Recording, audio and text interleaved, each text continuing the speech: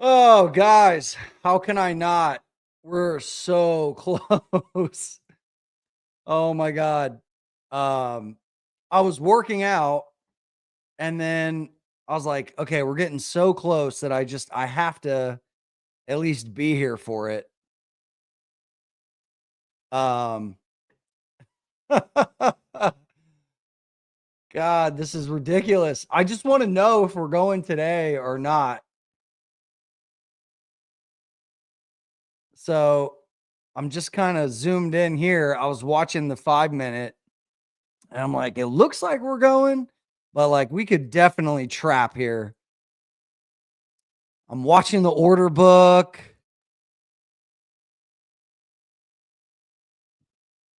We still have a big sell wall. And I didn't even realize, but earlier on on the CME futures and just now we hit 100K. So hell yeah, I'm calling it. We did it. Let's go. CME futures did it. All right, let me tell Twitter because I'm sure nobody cares about CME futures, but whatever.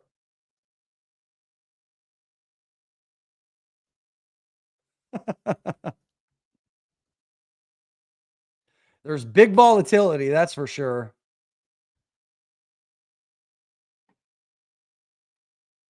Yeah, Miguel says it's a sneeze away. It is. It is. Would I go clean shaven? I don't know. Do you guys don't like my beard? Yeah, look at that capitulation. It said nope, rejected.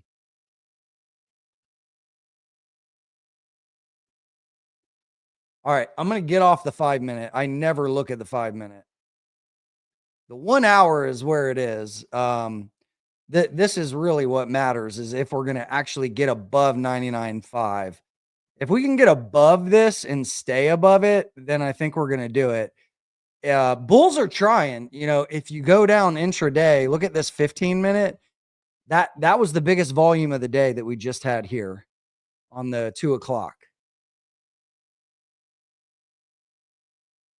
And then yeah, it's kind of fallen off though. That's what I'm looking at. They're trying to run it, but sellers are coming back and whacking it.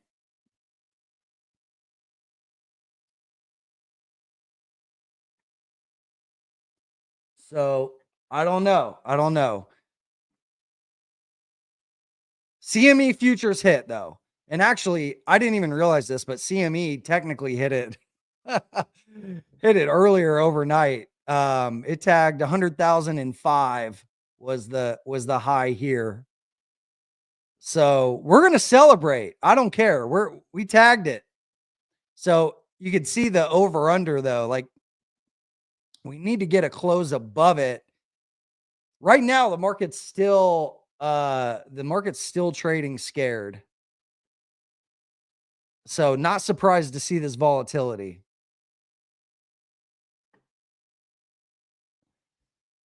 I couldn't take it anymore. I had to clean it up. Oh, I guess I could take these off. I was out working out and price started moving and I was like, "Oh my god, I can't miss it if it happens." So what am I going to do? Keep like popping up live streams every time price gets close? I guess so. Um yeah, hey Steve. Good to see you, man.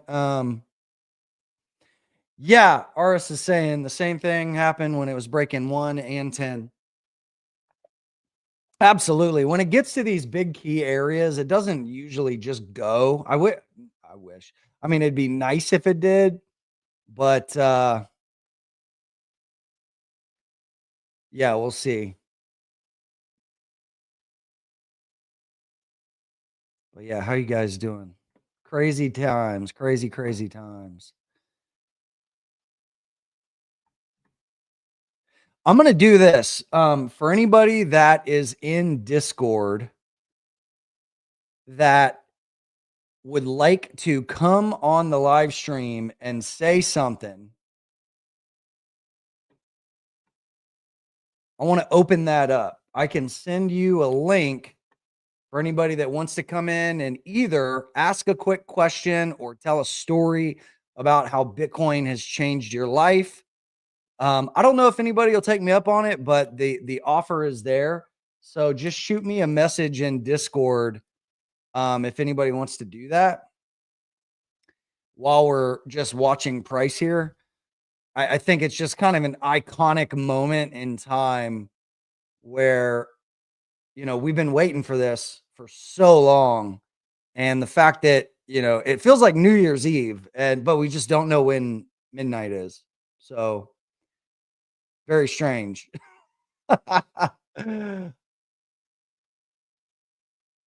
But yeah, lots of volatility on the 15-minute, and then the hourly, there's a very clear line in the sand.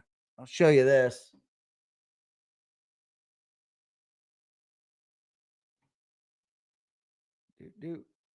Um, let's zoom back out to an hour. Yeah, we basically need to get above 99.5 and stay above it. But Bitcoin is still like trading scared here.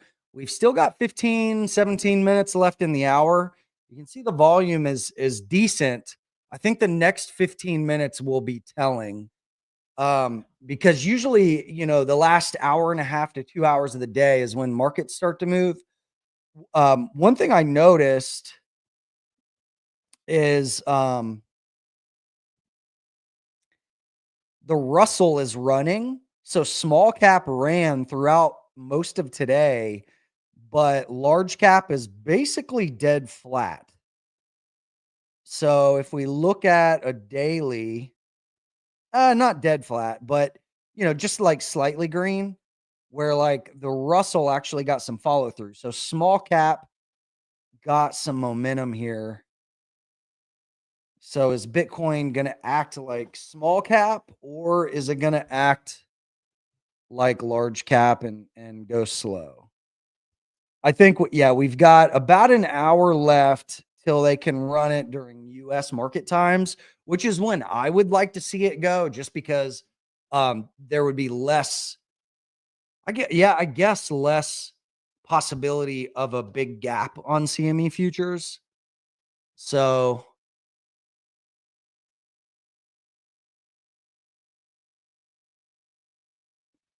yeah, so we tagged it here.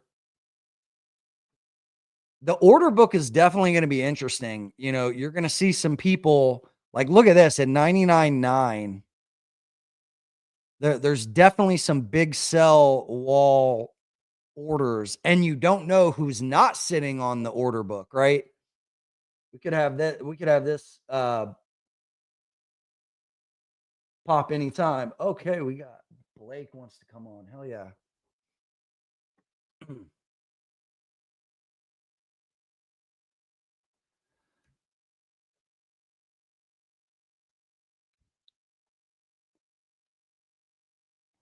If it goes straight to zero Incon, I'm going to buy every single Bitcoin before zero, obviously. But all right, 99.3. Let's see if this goes green to red, or if bulls are able to push us back above 99.5. That's the key. We got 15 minutes now. I'm going to go into the 15-minute. Yeah, Blake.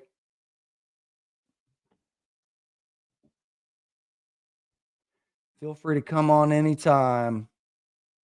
Anybody in Discord that wants to come on and chat for a little bit, just shoot me a DM.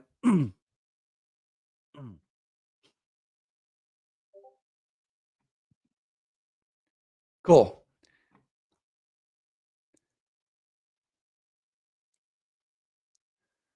$100,000. What was the high there? It was 100, 170.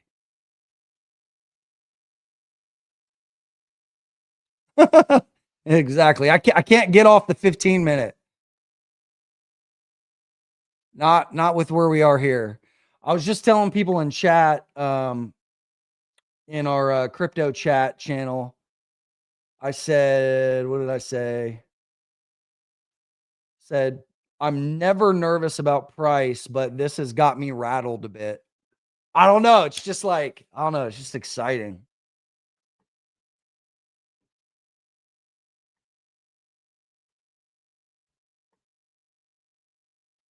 So yeah, like this up. Let people know that we're live again. I don't think I've ever done 2 live streams in the same day. But how can we not, guys? I can't leave you there alone. We've got, just in case, we've got a couple of different bourbons ready to go. I ran out of Blanton's. I had the Blanton's. Got some Basil Hayden. So not that I really want to drink in the middle of the day, but if we crack it on spot, we're gonna have to. Hello.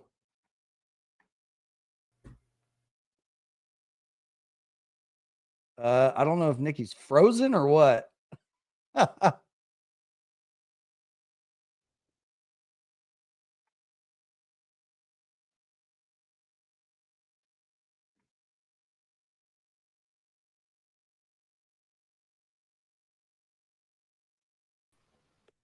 All right, we got Blake. How's it going? Hey man, you must be out riding. I am. Well, that's kind of why it's fitting. I've been actually live streaming you through my helmet, just listening, just watching, the market, and it's really all because of finding you over 10 years ago. Talking about Bitcoin when everybody was hating on it, and now I'm out here getting to ride my bike and don't have a day job per se, and just get to film stuff and do what I love. I love So it, man. I love it, dude. That's so yeah, cool. it's What are cool you to. riding today? I'm out here in New Mexico, down in kind of the middle of nowhere, but there's some rock crawling trails. Just kind of checking out the zone. I'm always kind of scouting for film shoots and seeing where I can bring my guys out to film episodes of Hard Enduro. So, kind of a random spot, but it's pretty cool. On the way to visit family, so figured I'd check it Hell out. yeah, man. Dude, Um, I'm glad you called in, man. This is epic. Yeah, so for anybody that doesn't know Blake, he's been a long time homie. Him and his wife have been now traveling full time out of the RV. How many years are you doing going on? Probably 6 years now. Yeah, so kind of almost going on 7, maybe even. Nice, Yeah. man. Dude, that's epic. Well, and so the story on that is I just found Chris, back in 2012 or so, and he was doing Epic Journey 1.0, 2.0, traveling the world out of a backpack and trading, and him and Nikki. And it just really inspired us to, get serious with our finances. My wife and I were both working day jobs and, in finance and accounting, and it was cool, but it wasn't really our full fulfilling destiny per se. And so finding Chris talking about Bitcoin when everybody was kind of hating on it, thinking it's this scam coin, started investing and just been real quietly putting our head down, I guess over a decade now, which is kind of crazy. And here we are getting to do what we love, and it's all due to Chris. I mean, it's so easy to get sucked into like all the scammers out there trying to sell you on some pump and dump scheme or whatever, but Chris and Nikki and Trav, they've been the real deal from the beginning. So it's just been cool to make life-changing amount of money and to kind of take all the stress out of life. Oh, we got Yeah, Nikki too. yeah, man. I love it, dude. Thanks for those kind words, man. I'm so proud of like what you guys have done, and it's literally why I'm doing this right now is for like guys like you to hear these stories and just like man, yeah. I'm almost getting like a little emotional right now. This is crazy. Yeah, it's just so wild to see 6 figures on the chart right now after all the ups and downs and the every single time it's over, but this time is different, and just seeing your confidence in it and the community you built and just seeing it grow and getting to go film one of your events and see all the other people that made life-changing amounts of money. It's such a positive community and so different than the rest of the space. Like it's Thanks, just so brother. special. Appreciate Thanks, you, man. Blake. Yeah. So anyway, just had to chime in. I didn't know if other people were going to be jumping in line or not, but I'm like, I got to at least thank you guys publicly for everything you've taught us along the way, and I'm sure you've helped so many people, hundreds and probably thousands of people, realistically, make their money. So it's pretty cool to see. Awesome, man. Awesome, brother. Well, I appreciate you, man. Have fun out there. Thank Stay you. safe. Yeah, take a shot of that whiskey for me. Hell yeah, brother. All right, thanks. All right, man. Later. Bye, Blake. Have fun out there. What's up, Nick? You hopping back on? You were on earlier, but you look frozen. So, Am I still frozen? yeah. No, I mean, no, you're good now. Oh, okay. Yeah, I've been having technical issues all day, but hopefully I'm good now. Yeah. What did I miss? What did I miss? Nothing much yet. We're peaking closer to 100. It's a battle zone. We've got this range. 99.5 is the line in the sand. And if we can get this hourly to hold up, I think we're going to do it by market close. We've got 6 or 7 minutes left in the hour candle, and then that'll be it. Obviously, stuff could happen after regular stock market time, but it'd be good to see it, at least the CME futures, get a close above 100K. It tagged it. So technically, we've hit 100K on the futures markets, just not spot yet. As far as I know, there might be an exchange that hit it, but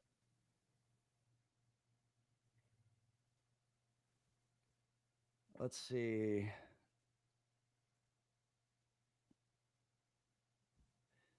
All right. I'm just watching chat, watching price. I got some DMs coming in Discord.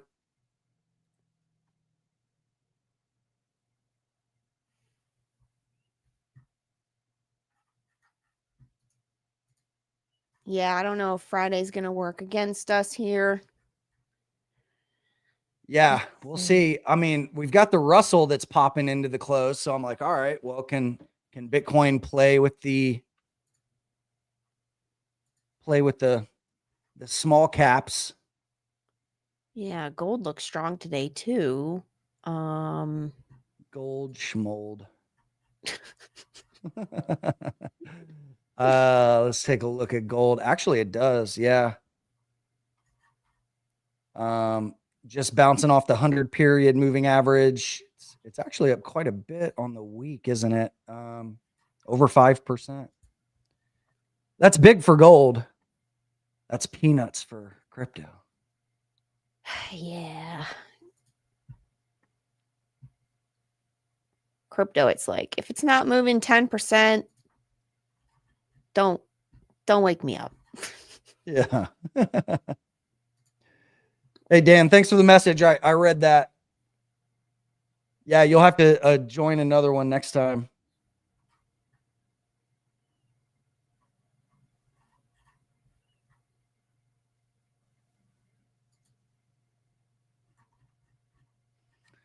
All right. Still got a battle zone here at 99.5.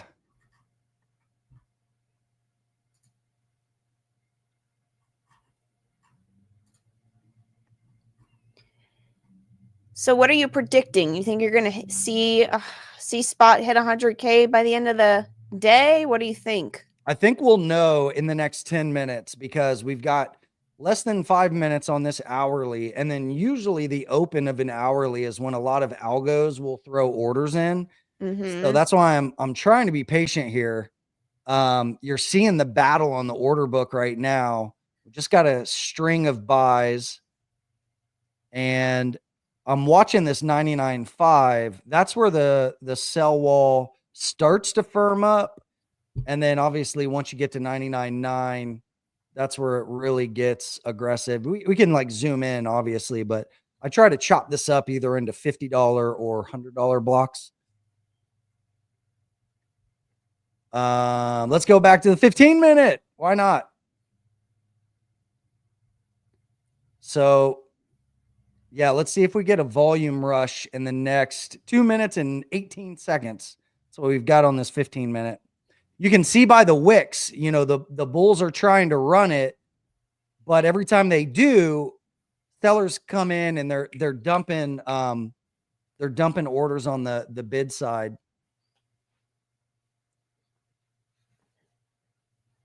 Yeah, I don't know. Maybe today's a tease and maybe over the weekend. I mean, I don't know how many times have you seen big moves over the weekend? Is that common with Bitcoin or more It so during it US can hours? happen, but it's not the best because then it leaves us with big gaps. So like that's where this gap came in. That was over the weekend. So if it, let's say that it closes green today, but just doesn't get through 100, and then tomorrow or like overnight it takes off, then what you're going to see is like maybe like some big gap like that. And so the bigger the gaps, the more likely they are to close. So I'd almost prefer to see like a rush into the close, just stab through 100 and then chill over the weekend and have like 2 inside days for the Saturday, Sunday candles. But unfortunately, the market doesn't always do exactly what I want it to. Yeah, 99 is the magnet. I feel like it's a tease. It's starting to feel like a tease, Richard. It is. Getting everyone all hyped right before, I mean, it's almost there, and We're teetering on the edge, it could baby. leave us hanging through the weekend, honestly. Yeah. A A God candle pullback through right into 100K resistance. would be nice. I agree with that.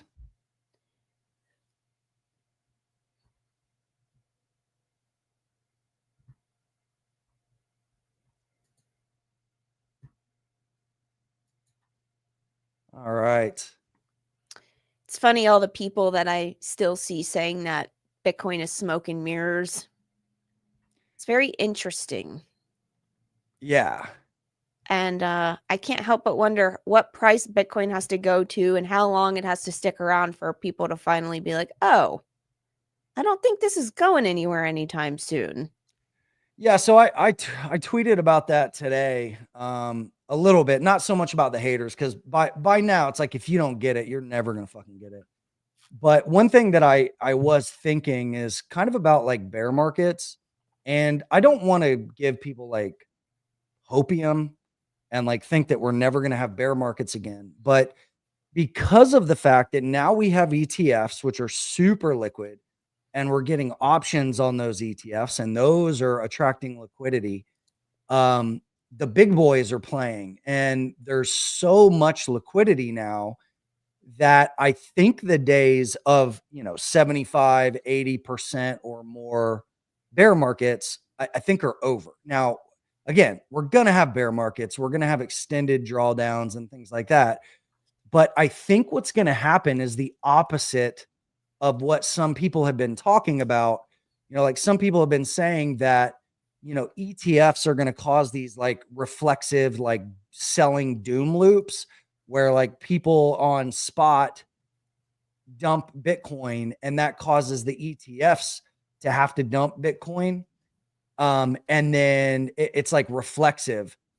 I think, and again, this is just my opinion, but I think people that are buying the ETFs, boomers and stuff, or just normal, us, right? Like anybody buying it in a ETF, they're buying it sometimes in tax advantaged accounts or in longer term accounts. It's almost more like cold storage. So I think it's going to be more supportive of price than a headwind against price. But Nick, you're the CFP. Like, what do you think? Am I on base? Am I missing it? What do you think? No, I mean, I think that you're right on the money. A lot of people are going to buy the I mean, I'm talking about this with clients constantly. Like they're buying BTC ETFs to get the tax benefit, the tax deferment or the tax advantage exposure. And utilizing those strategies, typically it's going to be a long-term strategy. You're holding for 10, 20, sometimes 30 years. So I think you're right. There's still going to be a lot of trading in and out of the ETFs naturally, because that's always going to be the case. You're always going to have people trying to pick moves off, and then the options, of course, is going to be a lot of short-term trading in and out of the options. If I had to guess, So yeah, I think you're right that there is going to be an element of stickiness of people kind of holding the ETFs long term, but there's still going to be volatility. But I think that as the traditional financial, as this comes into the traditional financial system, I don't want to say that because I know that's not what you guys want, but the ETF side of things and the options, that's TradFi, right? That's traditional financial markets. And Bitcoin is kind of being involved in that. I think that we are going to start to see those drawdowns in big bear markets become smaller and smaller. Granted, still larger than equities for sure. I think that's always going to be the case. That Bitcoin will draw down harder than equities. But I do foresee those 70, 80% drawdowns shrinking. And maybe we get 50 to 60% drawdowns. And I also think as mass adoption starts to happen, similarly to what's happening in the S&P 500, if you've been paying any attention to the S&P 500, the dips are bought like this these days. I mean, we can't get a correction in the S&P 500 to save our freaking lives. It's annoying. It's frustrating for people that want a good deal in value. But what's happening is passive investors, they are buying the dips up. They're holding their positions for a very long time and steady as she goes. I can foresee the same idea kind of happening with Bitcoin eventually. Not to the same degree, but dips get bought quick just because that's the nature of the asset in the future. People want to buy it. They believe in it. Like just like the S&P. A lot of people are buying it and willing to hold it because it's proven itself. If Bitcoin continues to prove itself, which it's got a short history in relation to the other assets, but if Bitcoin continues to prove itself, dip buyers are going to be coming in just as they are in the SPY, very quick, very fast, shallow corrections. Yeah. I don't know. That's my thought. Not as shallow of a correction, but definitely it could go that direction. I agree. I agree. And like, you know, it's like every bear market that Bitcoin survives just increases the anti-fragile nature about it. And it gives more and more people confidence in it. I want to Yeah. see if you guys can hear this. I had a family member send me some videos of Fox News, of like just regular live news, which most people here probably don't watch anymore. But this is what boomers are hearing and getting.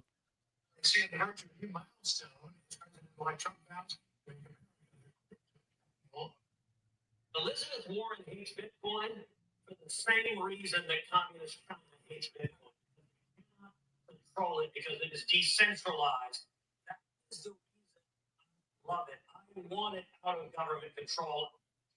That's Ted Cruz, love him or hate him. But, you know, it's stuff like that that's starting to hit like the mainstream news. And Couldn't really so, hear it, Chris. I don't. I oh, think could you other guys not people really hear couldn't. that? No, not really. What I heard decentralization, and that's about it. Okay. Sorry. So it was just a clip. It was like literally somebody holding a phone trying to film their TV. So the volume was shit. But anyway, the idea is like for the first time, I would say in what 4 years, the mainstream media is like actually being positive about Bitcoin, and like with the Trump call it the Trump pump and the red wave and stuff, like there's just a level of optimism that I haven't felt in the US probably ever when it comes to crypto. Just because for the first time we actually have, you know, optimism that we're going to have a friendly government towards crypto. And it's like after we've been the redheaded stepchild, like whipping person for years, it's just like refreshing knowing that what has been a headwind is now hopefully going to be a tailwind. So we'll see. All right, my 1 hour chart is still holding above the breakout at 99.5. So if we're flipping that from resistance to support, that's what we want to see, guys. It's 3:07 p.m. Eastern, so we've got a little over 45 minutes until market close. So yeah, again, guys, I know a lot of people are coming onto the stream a little bit later. I put out a call for anybody in Discord that wants to come on the live stream and talk, either share a story about how Bitcoin changed your life, or have a question or just want to come on and shoot the shit with us for a few minutes, feel free. Just send me a DM in Discord and we'll get you the link where you can log in here. Yeah.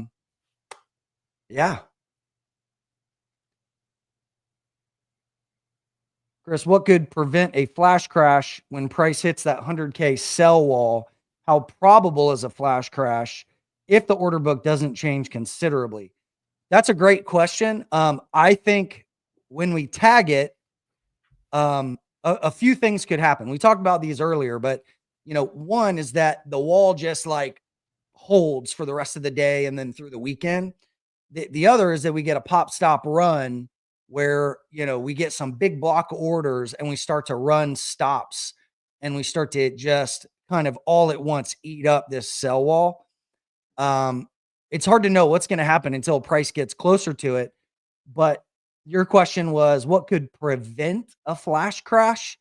I don't know if there's really anything that can prevent it other than liquidity, because it's hard to know what people are going to do with their bid and ask orders if and when we tag this today.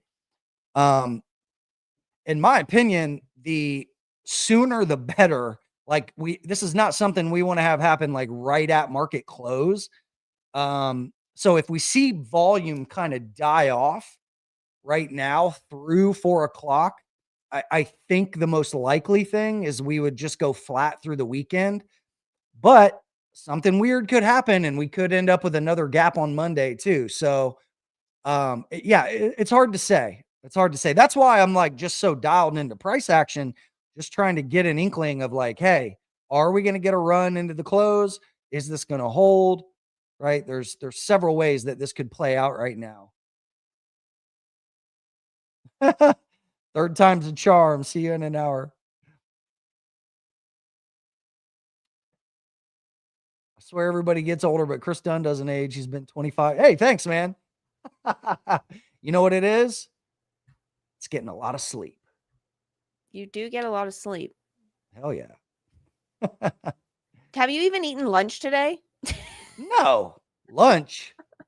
We're going to get a huge steak tonight. Yeah, no. Whenever I'm in this mode, food is the last thing on my mind. Louis, I remember watching your vids when Bitcoin was 600. Hell yeah, man.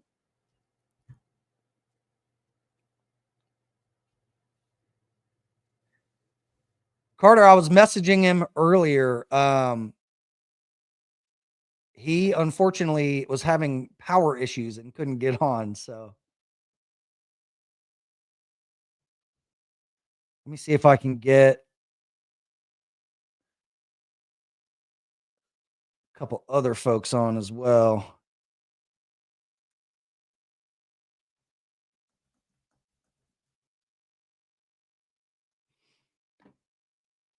All right. Steve, Chris, what is this 100K clean shave thing? I must have missed that. No, it was all-time high. So if you guys recall, my beard was looking gnarly and I said I wasn't going to shave it until we hit a new all-time high, but I cheated and I cut it off a little earlier. It's getting a little unruly today, but I haven't had a haircut in like a month. That's why I'm wearing the hat. But somebody earlier was saying I should shave it completely at 100K. I disagree. Do you like me more with a beard? Will not allow. There will be no shaving beard at 100K. All right. ETH is flat. Just scanning around. Ripple's still holding up. Intraday. Bitcoin dominance still kind of flat into the close. All right.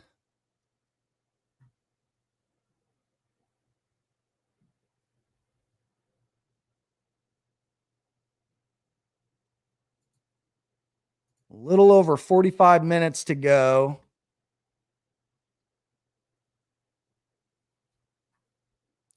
People are probably going to start getting off, leaving the office, going to dinner Friday night. Yeah, but don't they know we want them to pump our bags? I mean, it'd be too convenient. It'd be too convenient for it to break through 100K spot on the live stream. You're probably right. It's like But it's on a Friday. I'm not giving up. I'm not losing hope. Okay. I mean, that's fair. I applaud your resilience Yes. for sure. After 11 years of doing this, it would be a shame if I missed it. I know.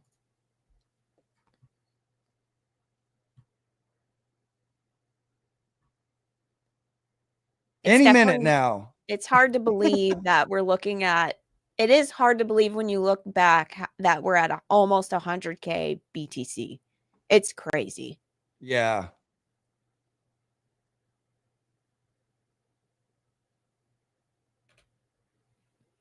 Oh, there we go. I'm looking for like any reason to be bullish right now. Usually I'm like cool, calm, and collected when it comes to price action. I just don't care. But like right now, I really care. Probably the most important thing is because we're doing a live stream, and how epic would it be to have it hit? But either way is cool. Either way, there's a lot to be happy about as an investor. Definitely. It's been a good year, man. Steve says maybe we shouldn't sleep until it hits 100K. Woo. That could be a while. We'll see. Does everybody have their trade plans in place, ready to go? Know what you're doing? Know when you're selling, when you're holding? Selling. Profit.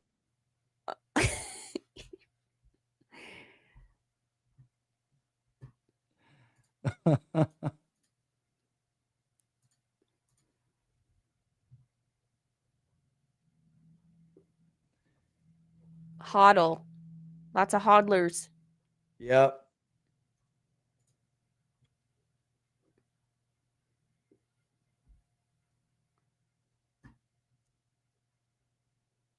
Yeah, it's good to have you guys hanging out with us today. These are fun.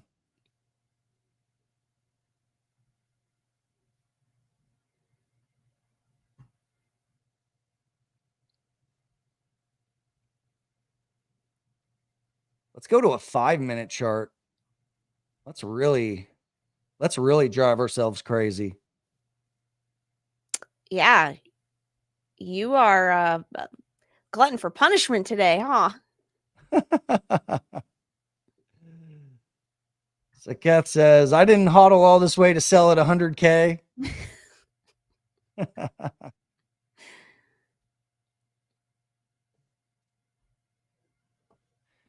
Nikki, do you ever get tired of hearing the word Bitcoin? No, actually. Honestly, it doesn't bother me at all. I love all investments. Especially the ones that outperform everything. Yeah. Yeah. Can't complain. I get tired of hearing the word like bonds and yields. That stuff gets kind of lame after a while. But yeah, I mean, are people Bitcoin even stocks. I guess bonds are still a way if you hate gains, but if you need stability for retirement, They have a people are- purpose. They have a Yeah. purpose, but they definitely can get boring yeah. at times. Booinator 250 asks, what do you guys think the new price milestone narrative is going to be after 100? 250, 500? I mean, I guess 250 makes sense, right? Because that's like the next big milestone. I think it was Draper. I forget what year Tim Draper had a 250K profit target. Was it last cycle? You guys remind me. But for anybody that doesn't know, Tim Draper, who is one of the Silicon Valley OGs, it's like his family is, I think, one of the original venture capitalists. It was him buying the Silk Road coins in 2014 that really gave me confidence that like Bitcoin was something that was going to be a good like store of value. Because at that point, I was just like, I don't really know what this shit is. I just know it's volatile and I can trade it and make dollars by trading it. So, because like back here in 2013, this was like this was the big market cycle that I was trading from, 100 to 1,000 and then back down. And I think it was somewhere over here at like 600 when Draper bought, I think it was like 30,000 Bitcoins that they had seized from the Silk Road. I don't know why that refreshed, but yeah, like right here, he bought like, I think 30,000 of them at $600 or something. And when that happened, I was like, okay, this guy's smart. He understands money. I know we're in a bear market right now, but like, I think there's something to this long term. I'm still going to trade it, but I think there's something to it. And so that's why, like in 2015, throughout here, whenever I wrote the book and stuff, I was like, all right, I think this is a good time to accumulate. And I think, Bitcoin trades in cycles. And I think we're going to get more cycles. And then sure enough, like 2017 happened. And since then, we've had 3 more cycles, which is nuts. But it was Draper that actually gave me confidence in that.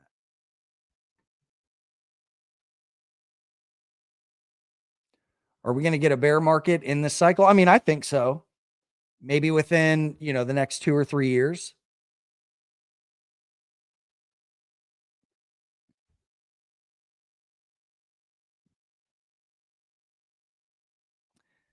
It's crazy how much free money has been given out like through forking and stuff. Yeah, there's been value creation. So, there's three types of games in the market. You have negative sum, which is like sports betting. It's like people lose money in that because of the spread and the rake, whatever you call it, the bookies rake, and the fact that it's just very, very difficult to be profitable as a sports bettor, right? So it's a negative sum game. Then you have zero sum games like day trading futures, which is like if I make $1, you lose $1 or vice versa. And then you have positive sum games where there's value created, and crypto has done that. It's attracted capital from other places, right? From fiat conversions, like people exchanging dollars for Satoshis, and through innovation and like new projects and products and value creation. So it's like it's added to the total net worth of the world. So it's very much a positive thing for humanity.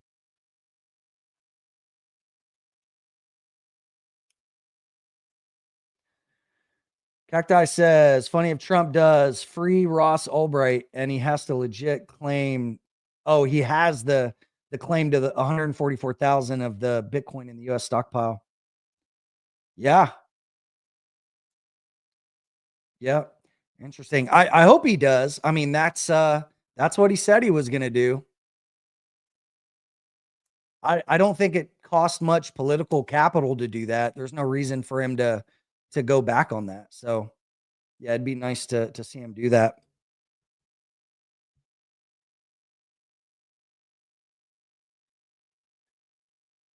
Yeah, thanks for that like donation tip thing. Appreciate it. We'll figure out a way to pass that on and donate it somewhere else. All right. Yeah, we've been talking about Kramer. Kramer's bullish on Bitcoin. That's a little sketch.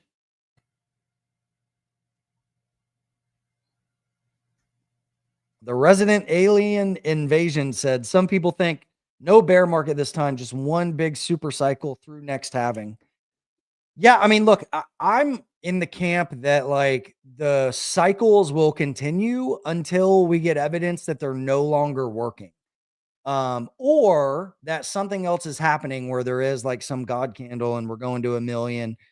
if that happens though, you almost want to think like, why is it happening? And is it really a good thing? Like if Bitcoin went to 1 million, that means something is breaking. Um, and there's probably going to be a lot of pain.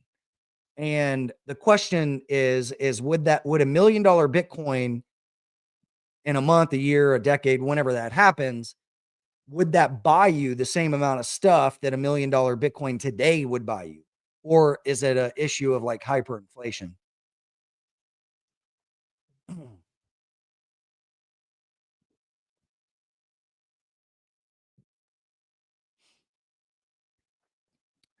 All right.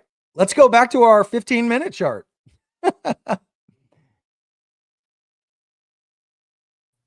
Look how there's like sustained average volume. So if you notice from market open to where we are now later in the afternoon, the average volume has been increasing. So that's interesting. It's usually the opposite where you get a volume spike and then it fades into the afternoon. So let's see, it's 3:23. So in about 7 minutes, we'll have potential for the mid-afternoon reversal, or when all the funds start to rebalance and do their market close activity, that can usually send some weird capital flow ripples. Yeah, look how tight the market's getting now. Look at these wicks.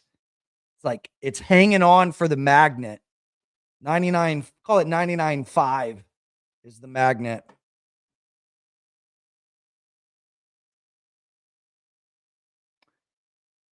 Wasn't there something about Satoshi saying he was going to start selling his bags at 100K?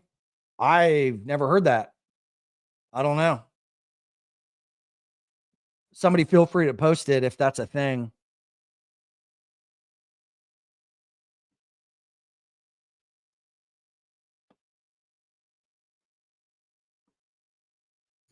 It's like watching paint dry. Yeah. I was like kind of watching price, like starting to think that we were going to get this rush for the close, which it still could happen. It's coiling up. Bitcoin loves to coil and then pop. Well, good luck, guys. I'm out. All right. I'm starting my weekend. Have fun. Thanks for hanging. Yeah. Y'all enjoy. Later. All right. It's just you and me, guys. Sailor going to meet with Microsoft next month. Yeah, I saw something. He put out the call on Patrick Bet David's show.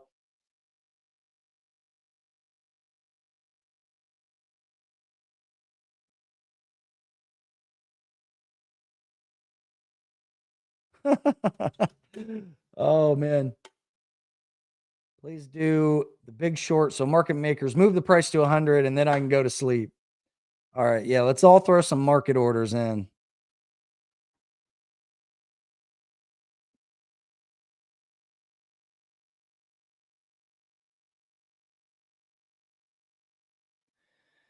So Keth says, it's funny that in my entire friends group, I'm the only one excited, and it's an awesome day today. If it happens, it's like a national holiday. Yeah, Bitcoiners, we're kind of weird people, right? Like when you go out into the quote unquote real world, a lot of people, we assume that people all know what's happening, but the vast majority of people are clueless. So yeah, it's very important to have a community of people that you can connect with in this space so you don't go crazy, right? Like trading and investing can be a very lonely thing. Like if I'm sitting here and I'm trading and I don't have a community of people to talk to, which I'm a pretty social person, like I'm going to go crazy. So that's one of the main reasons we started doing the wealth building community is I'm like, trading is very unfulfilling. You can make a lot of money, but it's like, who cares? Like, I need to help people. I need to talk to people. I need something to do. So yeah, having that is, I think, important.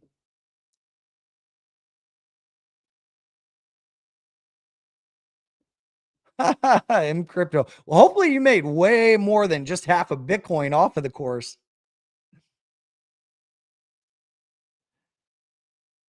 Manny says the real world is a sad, sad place. It can be, man. It can be. I like to stay in my bubble.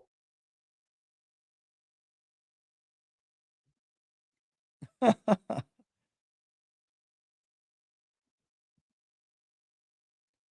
got 3 buddies. Yeah, come into the Discord. You'll have hundreds. All right. Come on, baby. Price is hanging on to this magnet. I thought for sure we were going. The market's trading scared. Look at this. Hanging on, hanging on. I guess it's only 1 hour. My degenerate self is down in the 15-minute and 5-minute chart. Yeah, this might be the magnet for close. We'll see. We are coming up on the 3:30 sprint to the market close in 30 seconds. That's when I would expect things to start moving if they're going to. But then again, Stock Geek, aka Travis, ran some data that showed that there's alpha actually after the US stock market close.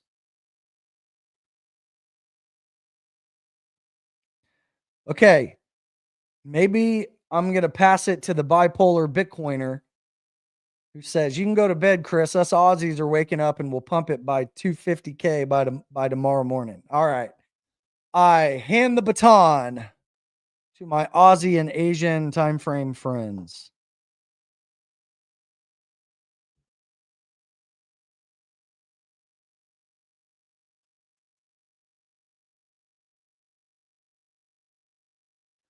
Awesome. Good to hear from you guys. Yep, it's a pretty locked market right now.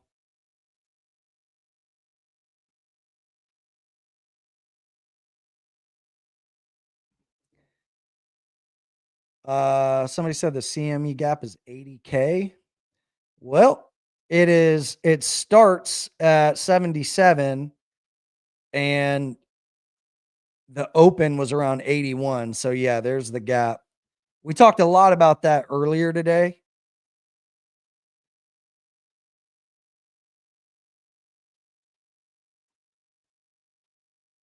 Wow, look, if we zoom out, look how close. So that white line is 100K. Look where we are.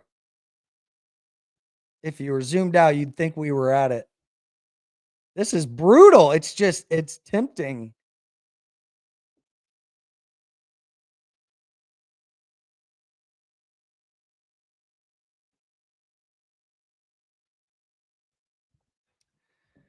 John, Chris, you look healthy for a guy that's been in crypto for 10 years. Not easy. Yeah. Okay. I'll tell you what happened actually.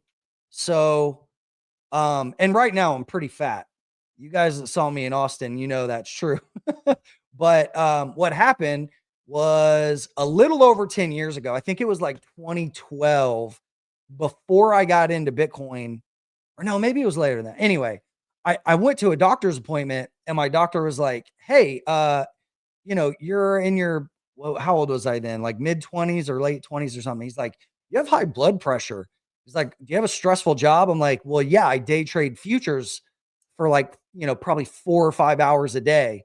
And he's like, "You might want to consider a career change." He's like, "Are you stressed out?" Like, hell yeah. Like, dude, this is so stressful. Like, I have big swings in my net worth. It's getting harder to be a day trader. And like, sometimes it's profitable, sometimes it's not, but I see it like getting harder. And then, when Bitcoin came around, I was like, let me try to like back off of the day trading and focus more on longer term holds and like not sitting in front of the computer, like trading all day, every day, like I'm doing right now, obviously. But like, whenever I did that, my anxiety went way down, my profits went through the roof. And things just got better. So yeah, day trading is definitely not the most healthy thing to do.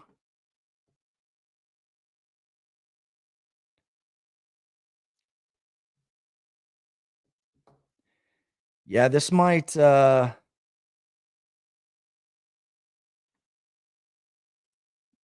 just tease us into the close today. We'll see. We've got half an hour, 26 minutes.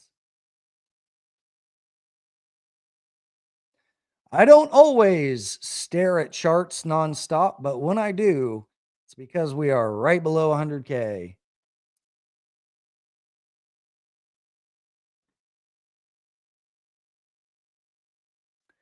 Let's see. I cured high blood pressure by starting Muay Thai. Nice. Hell yeah.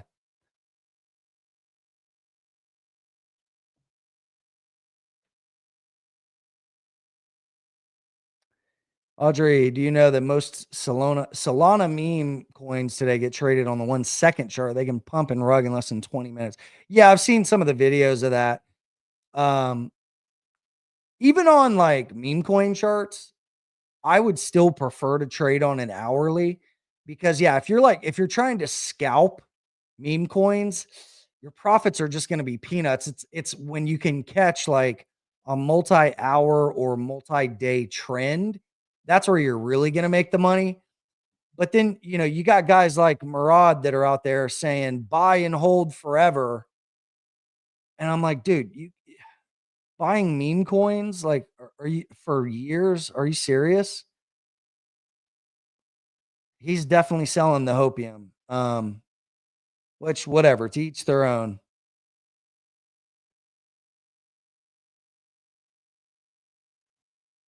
Like this. Don't trade, buy and hold for months, believe in something. It's like, and then he like tells what his biggest bags are and then says, hey, don't take profit. Like just please, like pump my bags. That's what I hear when I see shit like that. But whatever.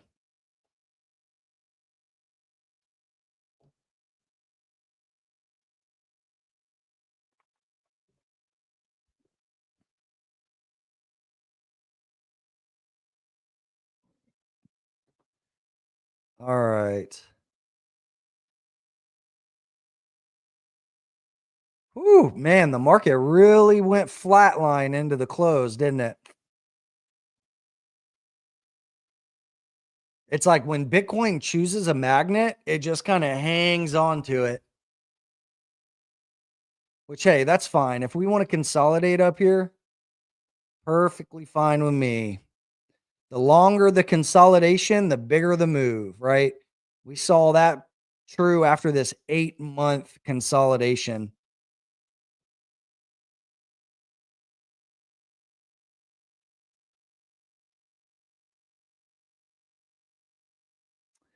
All right, let's see.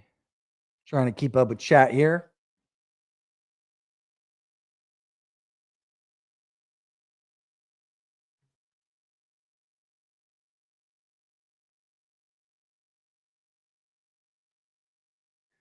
Polar just messaged me in Discord, said he's on a flight right now watching the live stream. Hey, man. Been here since 2017. Awesome. All right, let's go back to the 15-minute. I can't get away from it. Chris, I'm 28 now. I had the same conclusion about day trading. I was diagnosed with the autoimmune thing. Yeah, man, definitely evolve. Oh shit, I don't have my shirt on. I was wearing it yesterday. Trade less, profit more. It's literally true. Like I've made more money. Let me blow myself up to say this. I've made more money on less than this many swing trades than I've made over thousands of day trades. It's true. Trying to scalp here and there versus hitting some big home runs on some swing trades. That's where it's at. Trade less, profit more.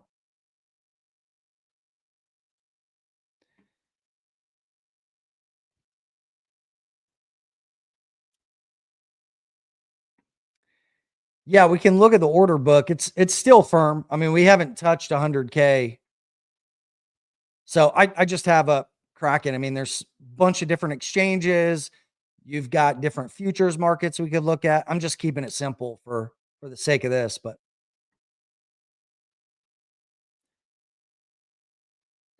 longer the base, the higher in space. I like that.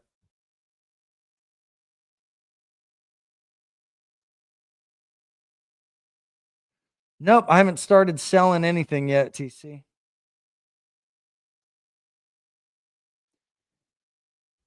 Yeah, I saw the kid that basically dumped on his followers and then was flicking everybody off and um yeah, I mean, he got kind of a lesson there, didn't he? The James Wilson, is it a good sign that Bitcoin is so chill at this huge level? I thought, or I expect chaotic volatility and mad swings. Yeah, I think this is partly a function of like going into regular market close. And so I think if Bitcoin ends up like tagging it, you're going to see a flurry of orders and volatility. Um, but yeah, somebody just said a little bit ago, like this is the calm before the storm. I agree with that.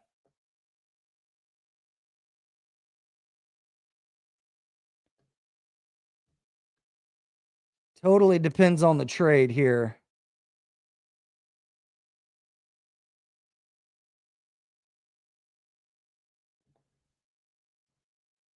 Awesome, Polar. Good to have you, man.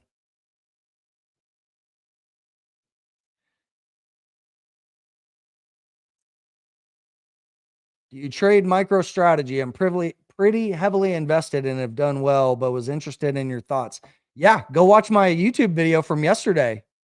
Literally, I just filmed a video and right here's exactly when to sell Bitcoin. I talk about the MicroStrategy trade. Um, I bought at 200 on the breakout and then took profit half at 350 and then a quarter up here. And then I'm holding a little more. So yeah, if you watch that, that'll explain it a lot. In 2021, bull, I already sold enough to set my life up permanently and have no reason to ever sell any more crypto. The only reason I sell now is to buy lower. Yeah. I mean, it's once you've locked in like your life-changing amount of money, then it's cool because it kind of frees you up to do whatever you want. You can be more active, you can um do nothing, right? For me, I love playing the wealth game. I love seeing like what can I do, and the more money I make, the bigger of an impact I can have in different areas. So as long as I enjoy it, I'm going to keep doing this. I've been in the trading space full time since '07, when I left corporate America, and I've been full time in Bitcoin since 2013, and I ain't going anywhere. I'm going to be here hopefully until I can no longer stand. The more money I make, the more motivated I become.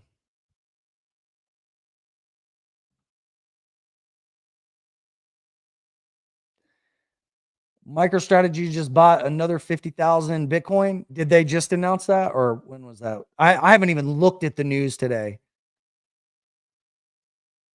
Let me see if I can pull up some articles. CoinDesk.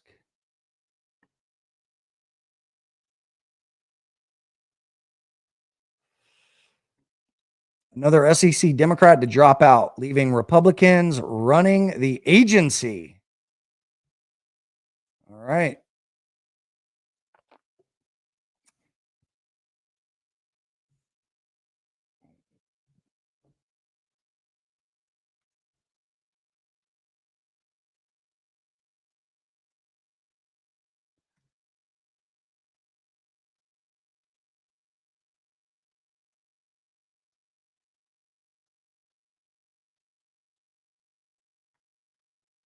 All right, we've got 15 minutes. Looks like the market's trading scared.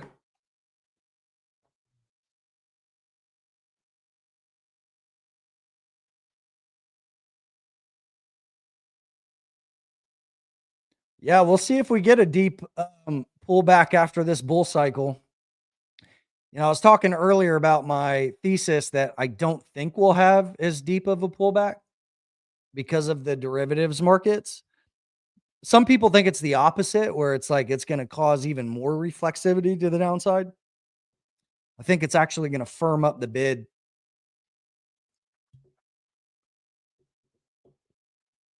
I agree with TC. Hit the thumbs up, you freeloaders.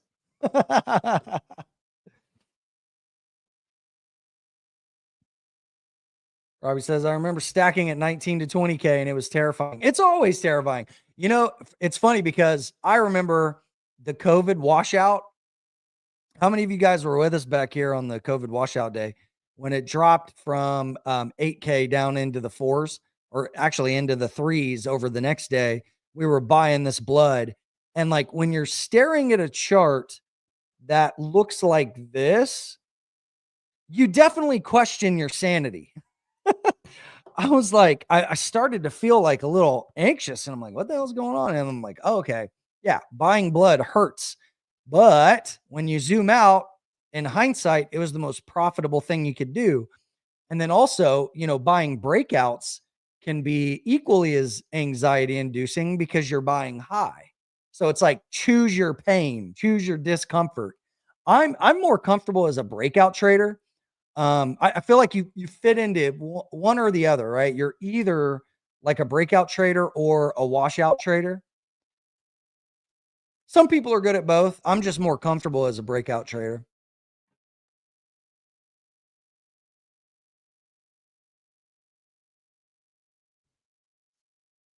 Oh, the other buy 4 years or 4 days ago. Yeah, yeah. Okay.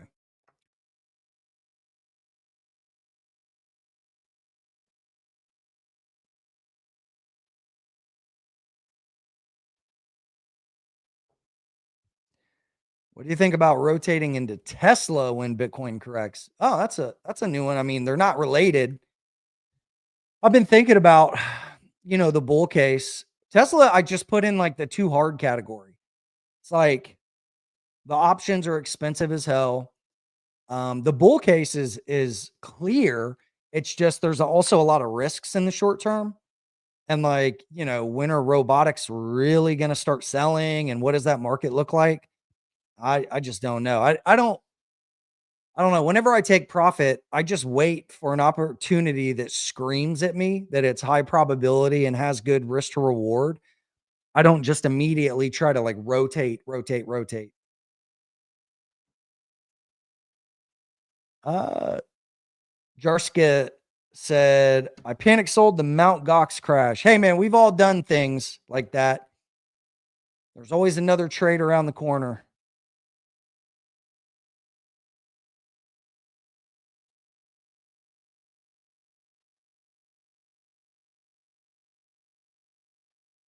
Yeah, the DXY has been going up the entire run. How's it? Oh, you mean this like latest leg? The dollar's definitely had a strong bounce through October and November. So yeah. I mean, everything's gone up, you know, USD denominated assets and Bitcoin, right? Equities.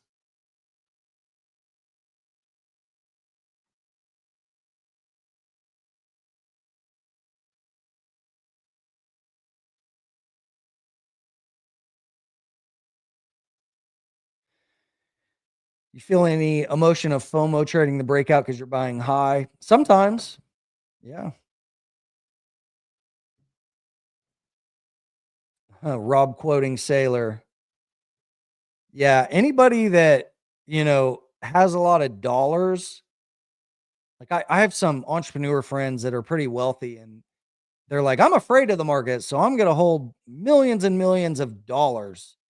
And I'm like, all right, bro. Well, just so you know, every $1 million that you hold, you're basically losing, call it 30 to 50,000 a year in purchasing power per million. So if you got 10 million in the bank, you're losing a quarter to a $500,000 a year. It's not a smart play.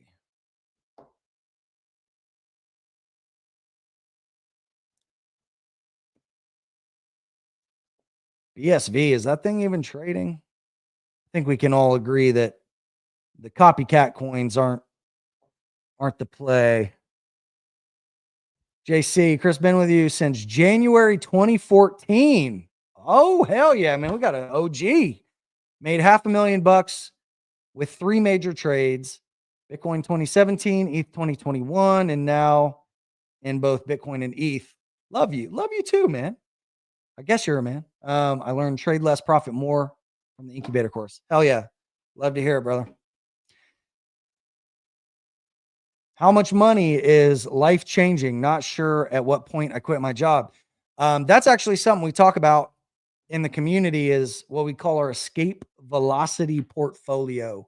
So escape velocity, you got the earth, right? And then you have, like, say, a rocket that goes outside of Earth's gravitational pull. You've escaped, you've hit escape velocity. You've escaped gravitational pull. If you think about, like, the cost of living as gravity holding you down, and if you have a portfolio that grows at a faster rate or a larger rate than the cost of your dream lifestyle, then you've hit escape velocity. So say your dream lifestyle is 300K a year. I'm just going to make up a number, 300K.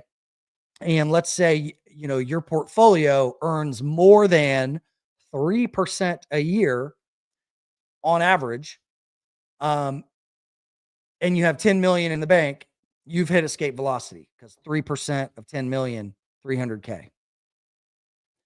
So there's different ways to calculate that. But in the members area, we have a calculator where you can, like, go through those scenarios. But that, to me, is the true definition of financial freedom. Because, like, conservative estimates are like, yeah, man, just, live on 4 or 5% of your worth. And then hopefully you won't, like, run out of money by the time you die. I want to live my dream life, not have to work, and get wealthier over time. Like, that to me is like ultimate freedom. It's escape velocity. You have escaped Earth's gravitational pull, or life's gravitational pull of expenses. But for everybody, it's different, right? Like, some people are very low spenders and very conservative, and they're like, look, I just don't want to have to work a job I hate. Other people are like, I want to ball the hell out. I want a private jet. I want, at the end of the day, it's about, like, figuring out what your perfect average day looks like, though. Like, what do you enjoy doing? What could you do every single day? What is that perfect average day? Anyway, I won't turn this into a speech about that. I'm passionate about that stuff. So, all right, guys, we got 9 minutes till market close, 8 minutes till market close.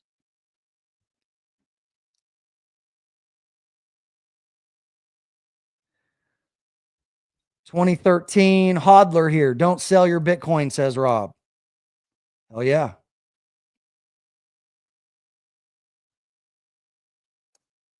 DJ says, buying those buys around 25K magnet feel good now, but that was a boring stretch. Yeah, that's why I always say, like, dude, like, boring is good. You just don't want to lose focus when you get bored, because the longer the boring stretch is, usually the better. I don't know what. There we go. My charts are loading now. But yeah, this was basically over 200 days. People have a short memory, but from the 25K, it was well over 6 months of just chop, right? But if you use that as a time to accumulate, if you used our DCA strategy and you dollar cost averaged when you were more than 50% below all-time highs, I did a video on this, by the way, and showed that yes, timing does matter. If you want the best gains, buy during bear markets, and your CAGR, your compound annual growth rate, is going to be a hell of a lot better. But if you don't want to think about it, just DCA anytime and you'll, likely still get good returns. But if you want the best returns, that's how you do it.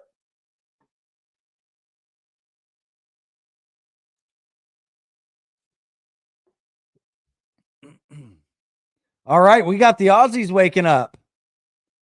Good morning.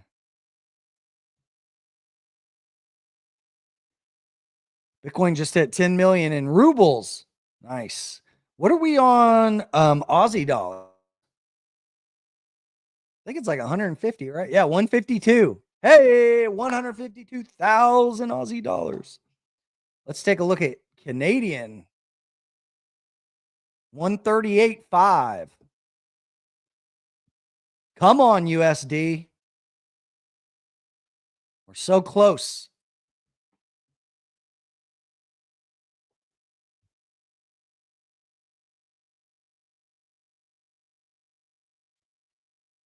Cotter says the dollar went up through 2016 as well before the big Bitcoin bull really fired off.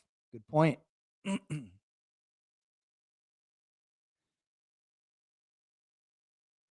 I don't really have an opinion on Sui. Like, all of those are in the same capital bucket for me. They're tradable assets.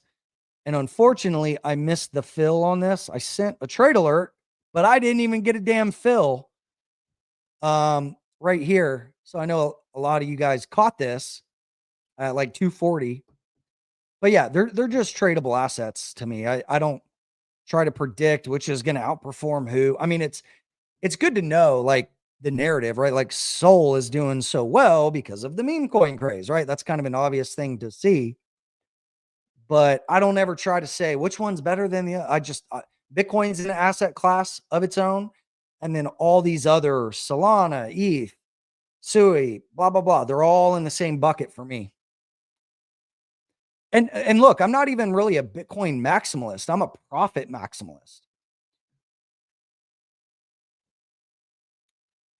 Sailor says, every Bitcoin you don't buy will cost you $13 million, my friend.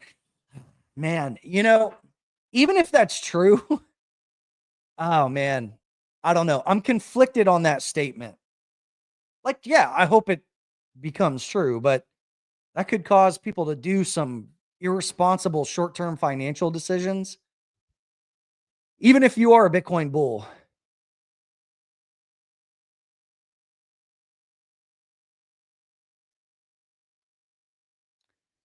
I think Bitcoin, even at these prices, is going to become unaffordable even for some millionaires. A lot of them don't have that much liquid cash to buy. Yeah, that's why I think we should stop talking in terms of like one BTC because it's irrelevant. Let me pull this up. The only thing that really matters is market cap. Like, I remember when Bitcoin went above the price of 1 ounce of gold, I was like, cool, but it doesn't really matter. It's kind of irrelevant. And Bitcoin at 100K, it's like, okay, cool, but it's kind of irrelevant. The only thing that matters is the market cap, right? And I was having a chat with some friends the other day, and they were like, hey man, how do I wrap my head around buying Bitcoin at 90 or 100K? And I was like, well, just zoom out and like look at the assets. This is when it just flipped silver. So it's almost at 2 trillion, which is crazy, by the way. Didn't even realize that. But a few days ago, it had just flipped silver and it went above 1.7.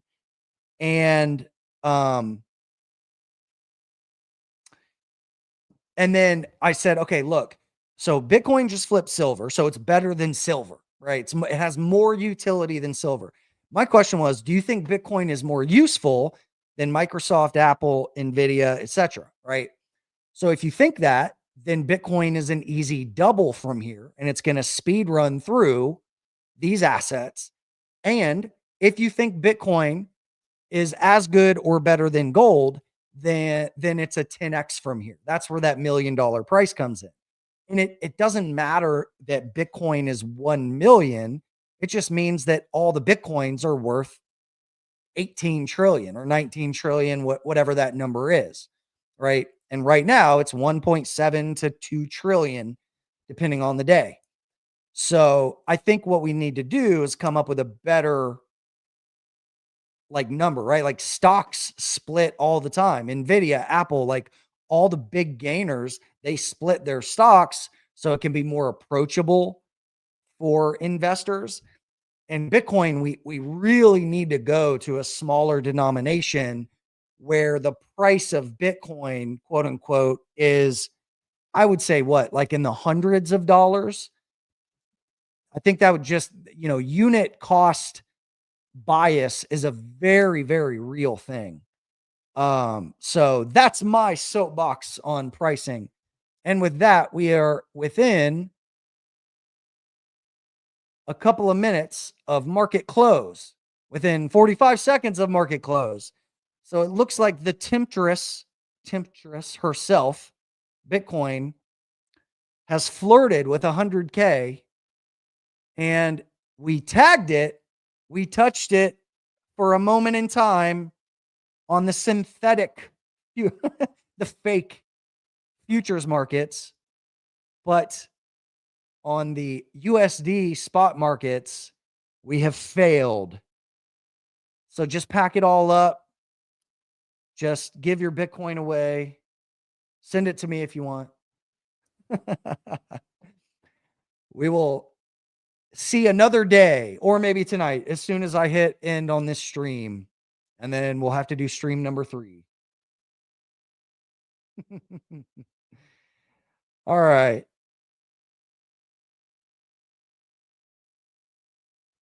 Alex, how do you decide what percentage of your liquidity you should keep on the side out of sight? I'm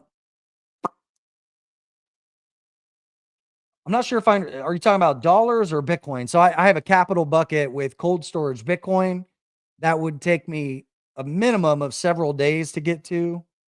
And then I have another capital bucket that's, my trading capital bucket that I have easy access to. And I don't always keep on an exchange, but I can quickly get it there.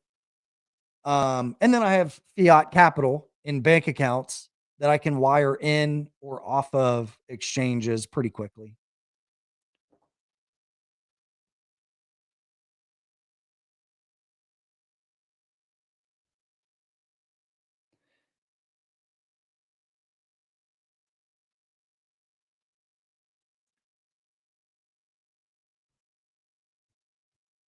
All right.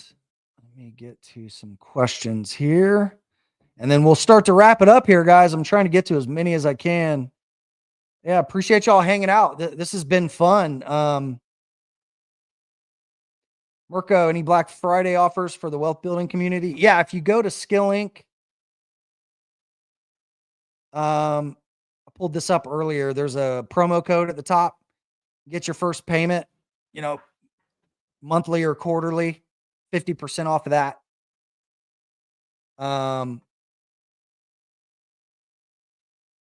But yeah, we'd love to have you in there. When I get rich enough to afford a private jet, I'm not getting one. Yeah, man. I mean, their money sucks. They are the most expensive toy, and they're just not really worth it, I think, in most cases.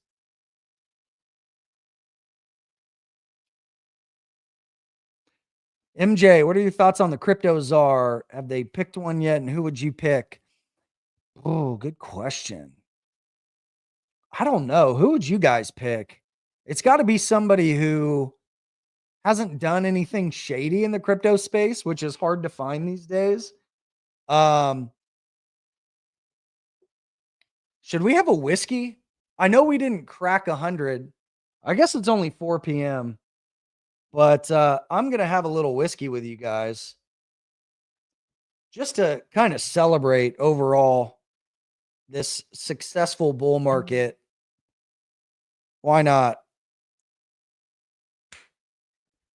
I'm just feeling gratitude and happiness right now to have you guys hanging out with me and to be a part of this like epic thing that we call Bitcoin. So cheers, guys. But yeah, I don't know who I'd pick for the crypto czar. It'd have to be somebody who's an industry insider who's actually worked in the industry. Man, I'm dehydrated, but yeah, I don't know. That's a good question. I got a question from X. Oh, Elon Musk. A boat. You find successful trade for me most of the time it's too much to handle. You find it stressful to trade crypto? It depends. That's why I say trade less, profit more. Like day trading to me is very stressful. Swing trading and position trading is a piece of cake. Meaning like if you're holding for a minimum of like several weeks or months, it's a lot easier than stressing out about, like over leveraged day trades. I used to day trade full time over a decade ago, and sometimes it was great, but yeah, it was stressful as hell. And I'm so glad I don't do that anymore.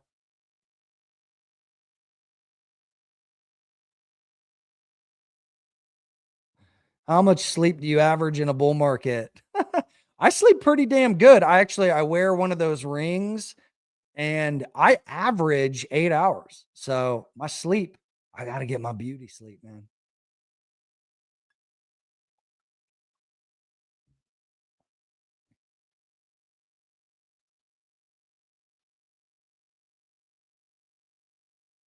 Yeah, what are you guys drinking? Somebody crack it.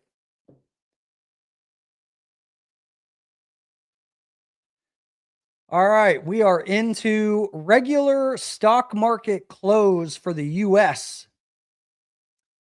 Let's see. The S&P was up 28 basis points. The Russell was the hero, small cap of the day, or small caps were the market of the day, up 1.8. Bitcoin so far on the day is up just shy of a point. On the week, see, we're up 8 or 9% on the week. On the month, we're up just a paltry 42%.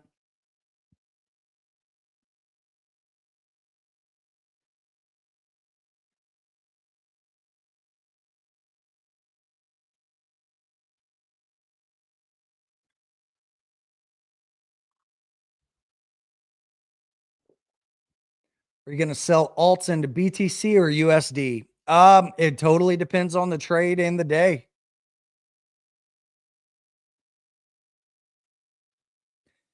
From experience, when I buy and feel bad, it's usually a good time to buy. Don't trust your emotions. Yes, I think in general, that's true. Some of my most profitable trades have been utterly painful to take.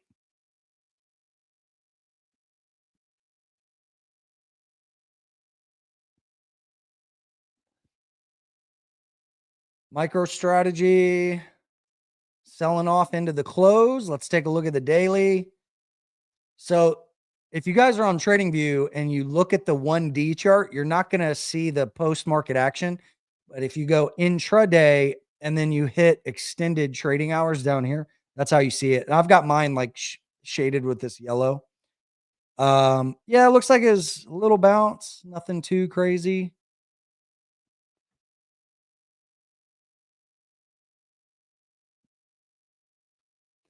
Is it true that Bitcoin will become worthless once quantum computers become mainstream? I don't think so. I'm not the most informed guy to ask about quantum, but I think that as that technology starts to become more integrated with society, you either innovate or die. And I think Bitcoin has enough people and capital and power behind it that it's going to do what it needs to do to secure the network. So I'm not letting myself lose sleep over that.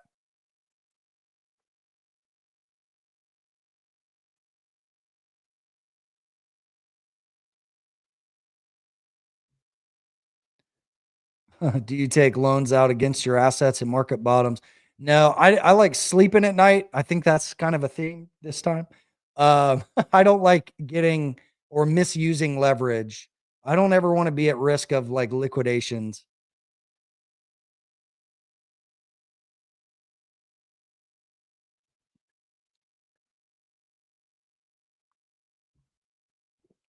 Chris, can you give some advice? If you were stuck somewhere in Europe, would you leave that shithole, or would you just make stuff happen in a high GDP EU country? I guess it depends on what the local market was like.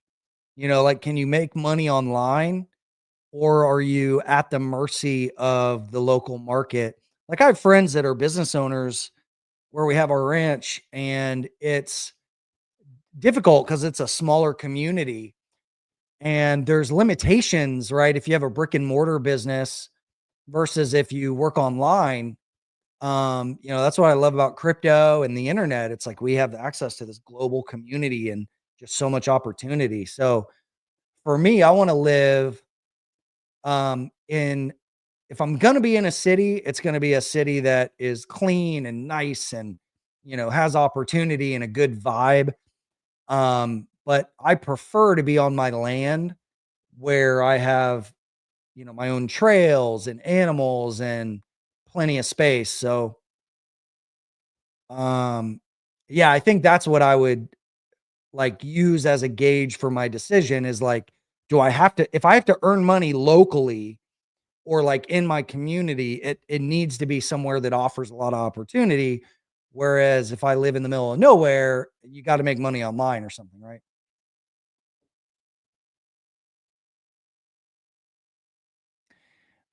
If you don't know that you can buy a fraction of Bitcoin or a few sats, then you probably shouldn't buy Bitcoin. Well, I mean, look, you know, unit bias is a real thing. So that's why like so many people get scammed into buying stuff like centralized coins. You know, they look at like I literally had a friend text me like, "What do you think of Ripple?" And I'm like, "Dude, we've been here for the past decade, right? Like look at the chart. This is the chart going back not quite a decade, but it's a centralized shitcoin. I trade it. I've made money on this, but like people will look at Bitcoin and they'll say, "Oh, it's 100,000. This is only $1. I feel like I can get more wealth by buying something that has a cheap token," which isn't the truth, right? So that's why I was like, we need to have a lower unit accepted unit cost. I don't know, man. People are emotional about that stuff. Yeah, I think there's, you know, I think there's some great places in Europe. I've had a lot of fun over there. I know that the economies, I don't know, you guys tell me, do you feel stifled over there or is there innovation? Renan, do you have targets or do you decide when to sell based on price action? Both. So I predefine targets and then I let price action be the guide. So like on MicroStrategy, for example, I predefined these three targets, but when we got to the first one at 250, I said, I think this is just getting started based on how the price action looks. When we got to the second target, I said, I think we still have some to go, but I'm not sure. So let me take half off the table. And then when I got to my third target, I said, oh shit, we're overextended. I'm going to take some more, but I want to leave a moonshot runner in case, you know, it goes further in the future. So that's a good question though. I start with predefined targets and then I let price action be a guide as we get there.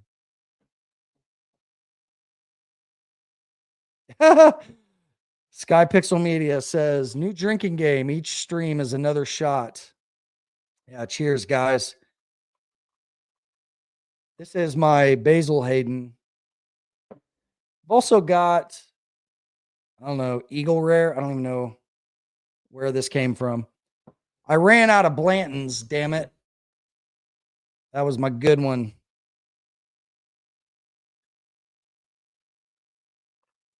Do you think Bitcoin was designed to be altruistic?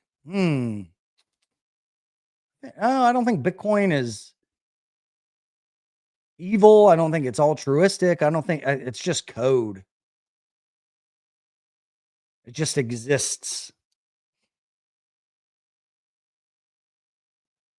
What's your view of cashing out some lifestyle chips and letting the rest ride? I'm a huge fan of that.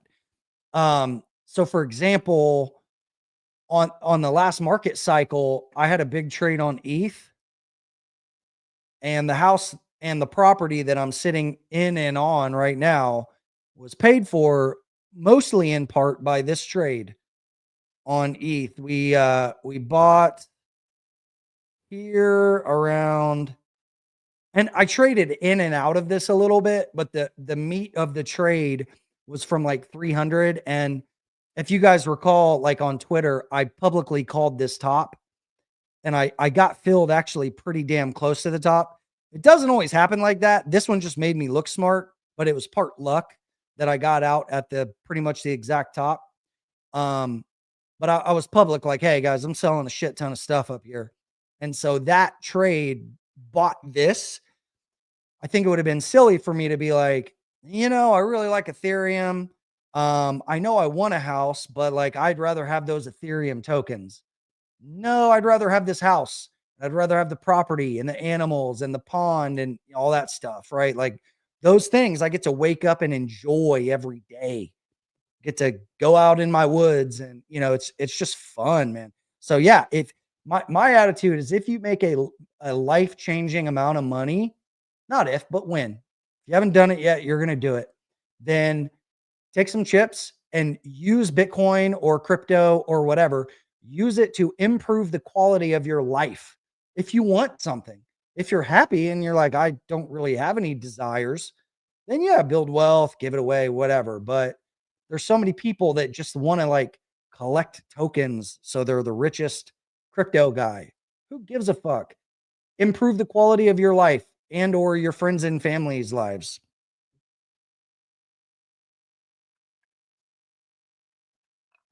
How do you see NFTs on BTC? I mean, look, I'm not a huge fan of it, NFTs. At least the profile picture ones. It's kind of like meme coins to me, right? They're tradable assets. I know ordinals have been a hotter topic this market cycle. I haven't actually done a whole lot. We have people in the community that have done a lot more with them than I have. But yeah. Well, if we've come a long way, man. Saw you in 2017. Hell yeah, brother. Glad you're still here. Where's the top? You tell me. Are there any Germans in the community? Yes, absolutely. We got a few. Basil Hayden.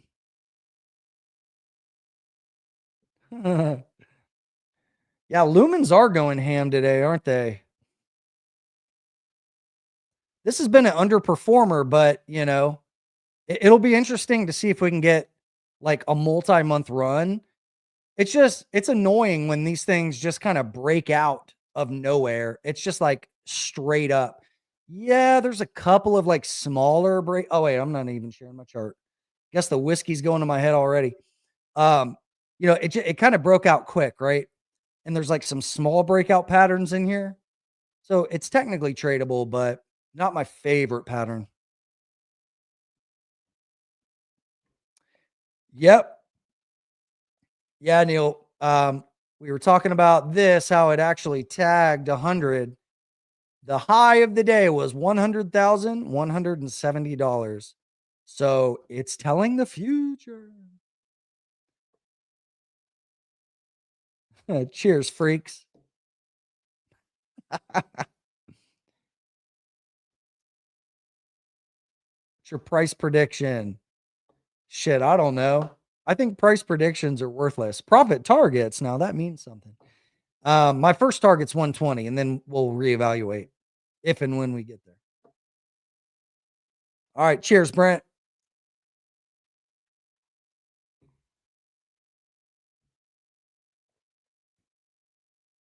Oh, I see.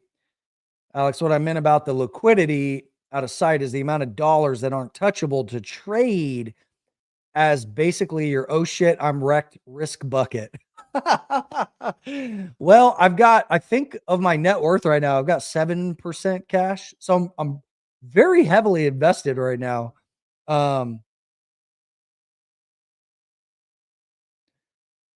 Nikki's texting me.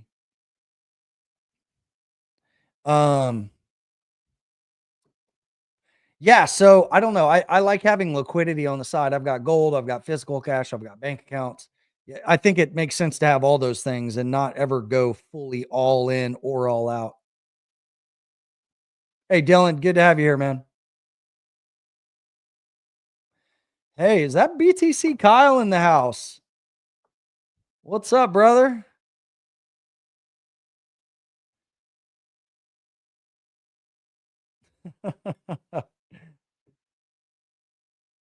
Yeah, man, it's good to see you guys. Somebody was saying they had a bottle with 100K written on it.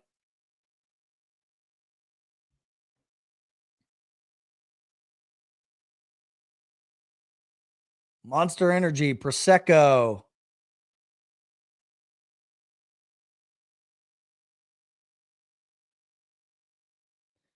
It's open for a little bit after. Actually, no. BTC closes. I always screw this up. Yeah, closes at 4. The indices go till 4:15.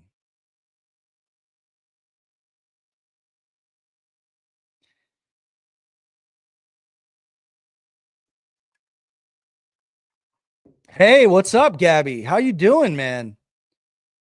Ride with Gabby is awesome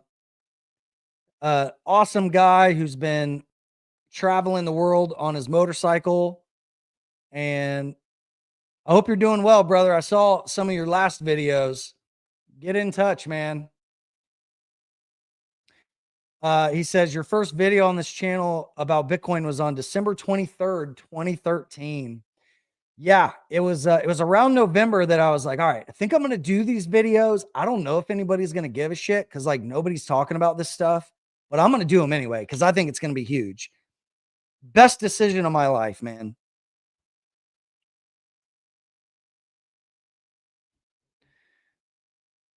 Um, Hoodie Koala is asking, do you think that in today's market, scalping is more profitable than swinging?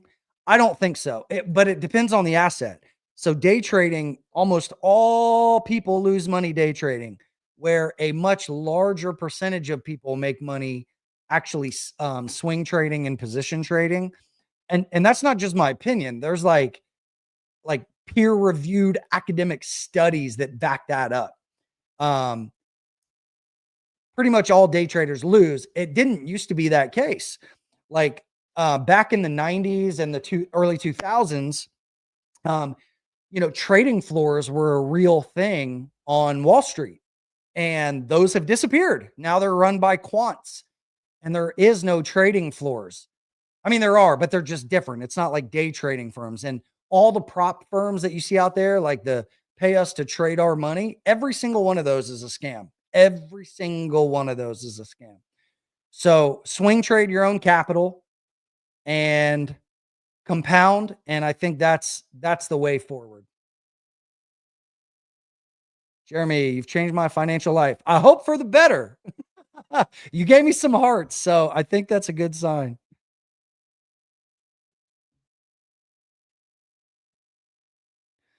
What charity do you think we should all donate to when 100K cracks? That's a damn good question worth asking.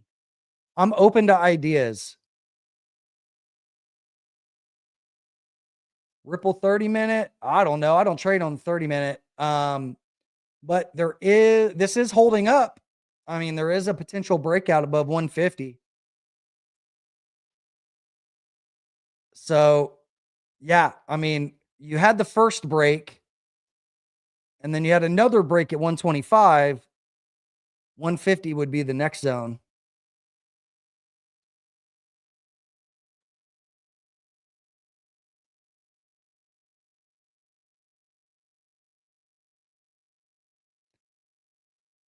I think meme coins got some more action headed their way.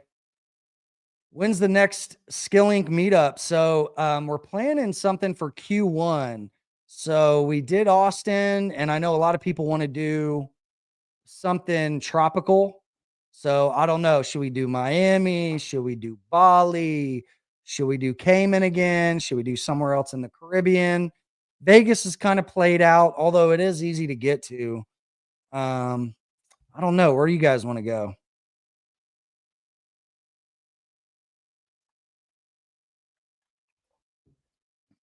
What's the importance of Bitcoin for Bitcoin of market closure at 4 p.m. that just passed. So that's just when the regular stock market closes. So Bitcoin spot, like on Coinbase, Bitstamp, Binance, right? Like those never close 24/7, 365, baby. They're open all the time. But when the stock market closes, a lot of the liquidity kind of slows down, like American traders kind of check out, at least like big Wall Street firms and shit. But that doesn't mean that Bitcoin has to not move. That doesn't mean it's dead. It's just sometimes the volume will kind of fall off a cliff. But we had volume going into 4 o'clock. So we'll see what happens.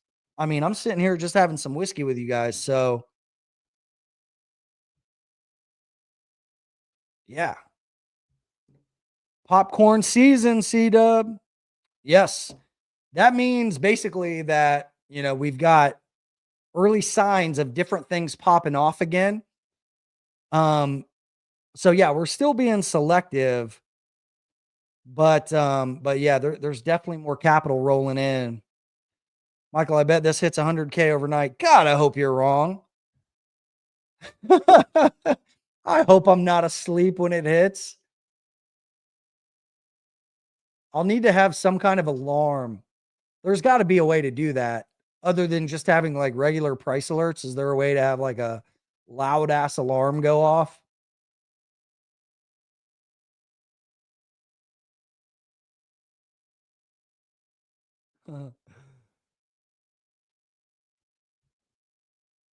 Yeah, you guys are cracking me up.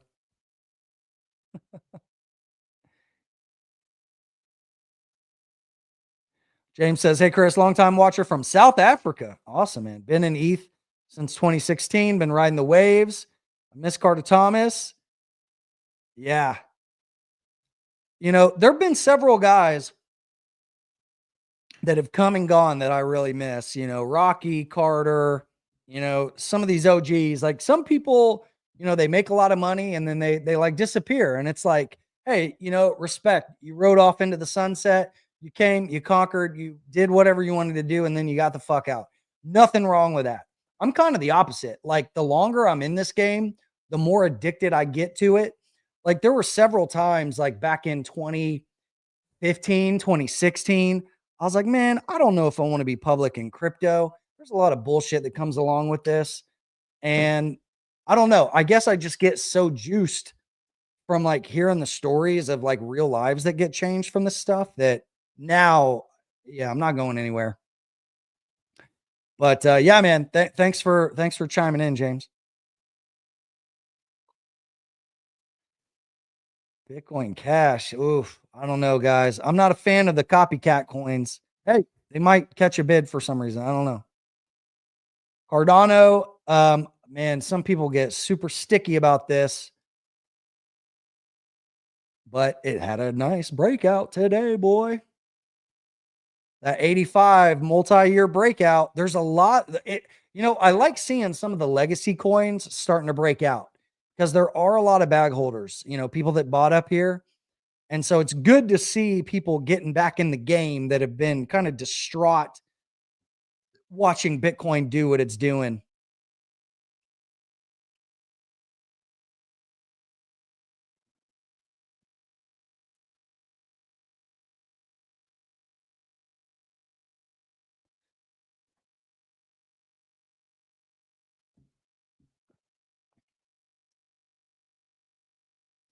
Oh man, you guys are speeding up with the chat. Thanks,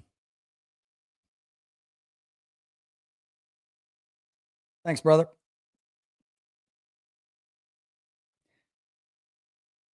Is ETH out of gas? I mean, it's definitely, Sol's kind of flipped the narrative.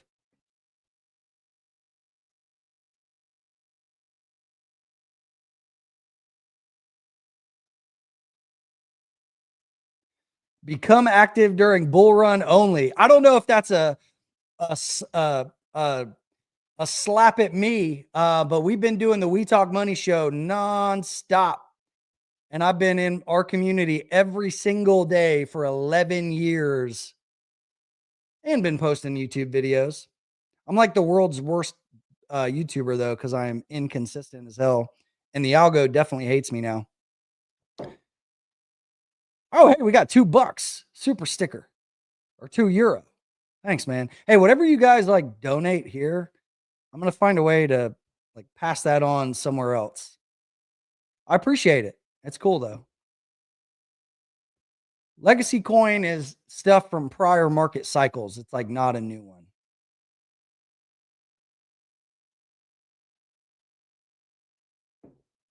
Yeah, good point, Brent. A lot of the layer 1s and 2s. I'm about to see daily golden crosses.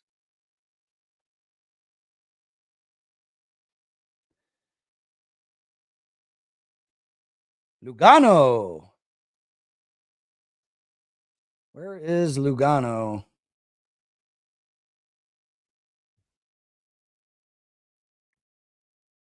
Switzerland.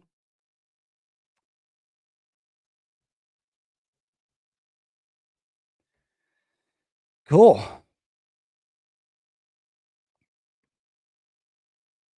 All right. Yeah, looks like the volume is doing what we expected after market close. So kind of falling off a cliff here. Let's see, what is it? 4:30 Eastern. Yeah, I hope you guys are having fun.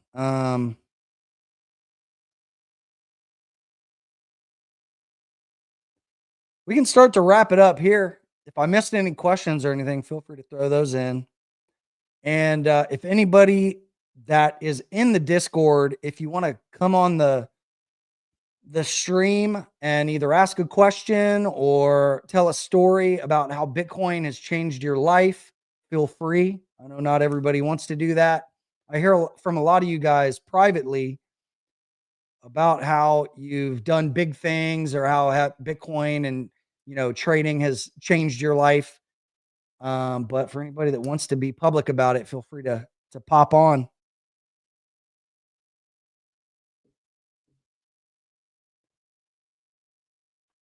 And then, yeah, we'll keep, I'm not going to keep sitting here looking at this damn chart. I'll tell you that.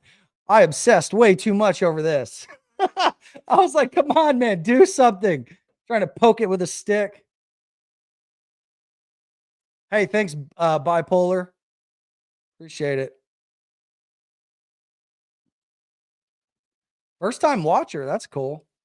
Yeah, you know what I noticed is a lot of like the newer crypto YouTubers have like grown.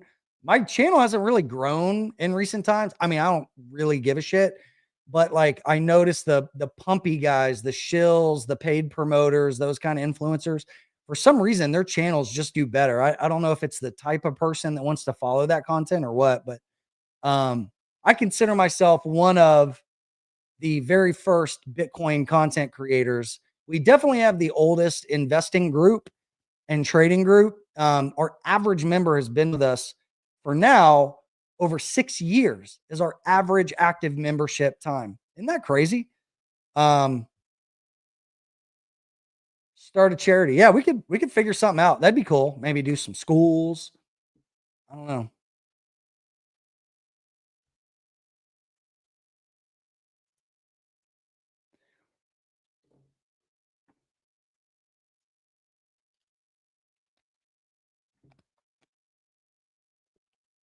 Yeah, I think on one of the Whiskey and Wisdoms, we were doing it when it was breaking 20K. Was anybody here for that?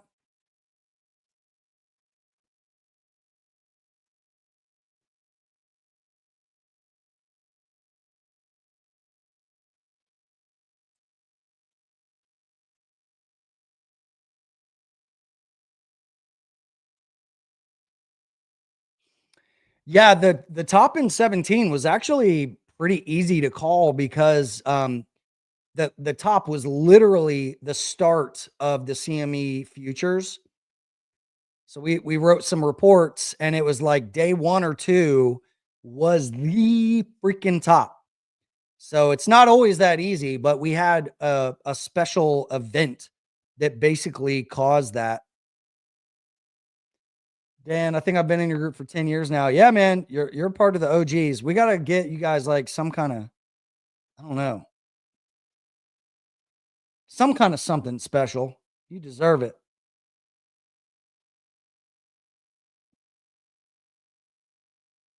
St. Pete, Russia. Hell yeah.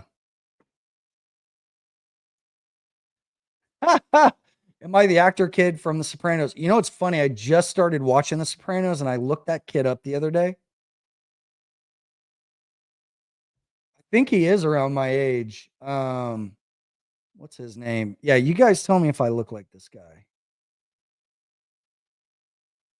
What's his name? Does anybody know? I'm going to see if I can pull it up.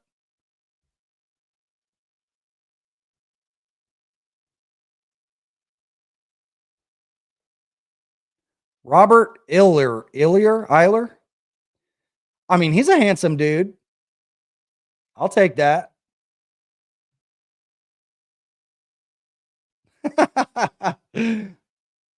Appreciate it. All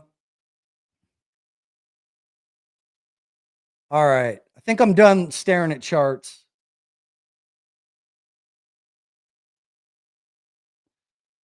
Before you got wise and healthy. Yeah, I think I'm going to have 2 and that's it.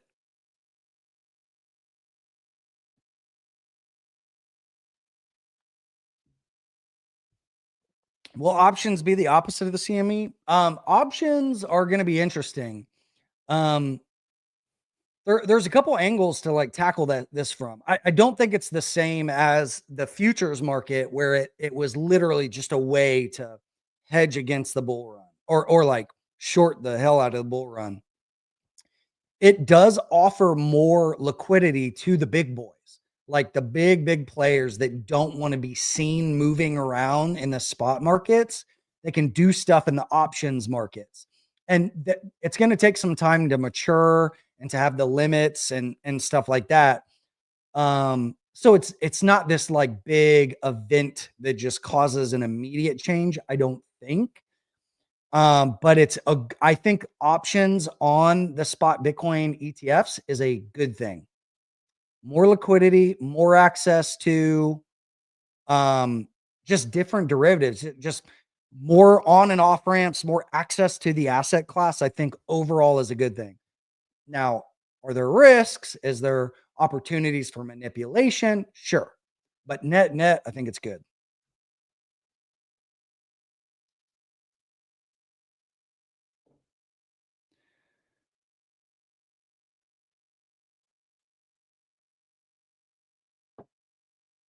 Mez trying to pump the markets. Only wealthy guys watch Chris.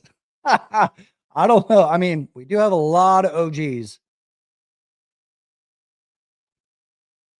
A decentralized charity on the blockchain that has both paid and voluntary positions. I wonder if anybody's using blockchain tech in philanthropy in any way. If anybody knows, let me know. Like, shoot me a message.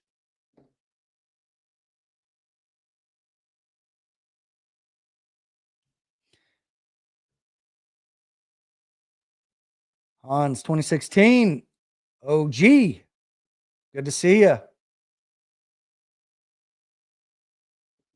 Awesome, man. This is fun. I think we should do more live streams in the future. Love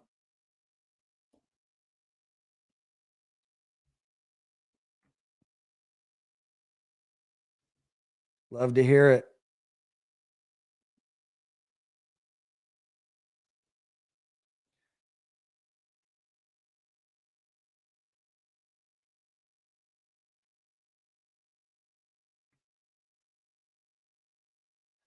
All right, I'm going to do one more sweep on the news, just see if there's anything that we missed. I don't think there was any big news into the close today.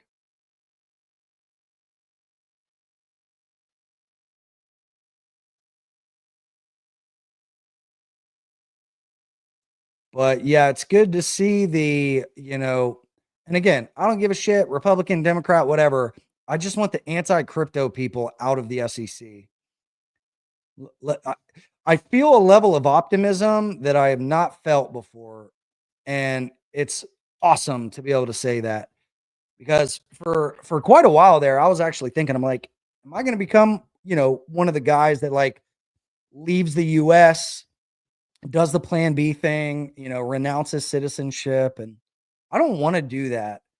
You know, the US, yeah, we have a lot of problems and things aren't perfect here, but we have a great entrepreneur network and a lot of innovation. And, you know, I'm bullish on the US, man.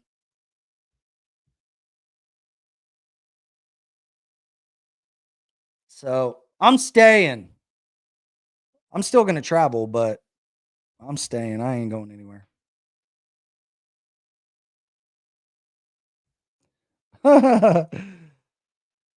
Stop the 100K watch parties. That's why it's not breaking 100K. I don't think the watch parties are doing much. It's fun. You know, we deserve this.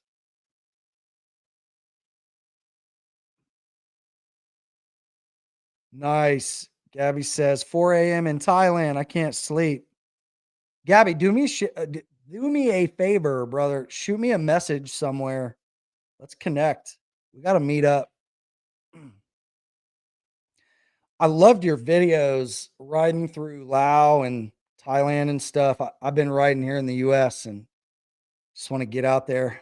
I want to do that northern Vietnamese loop.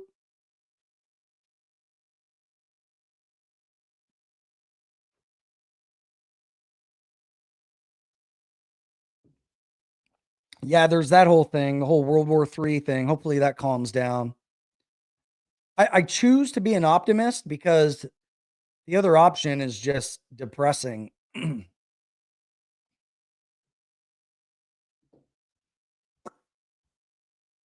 All right. Well, let's see. I'm hoping that this weekend is going to be more chill and we just have some like inside days.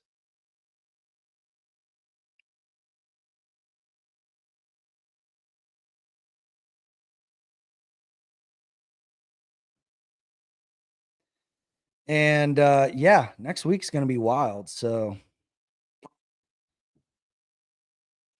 yeah, we can start to wrap it up there, guys. Again, if you have any questions, if you need help, I'm an open book.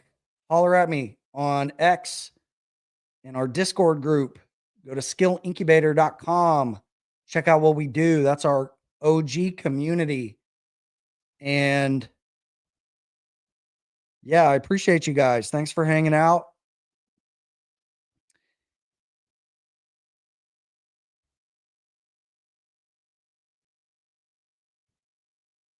Nice. I did the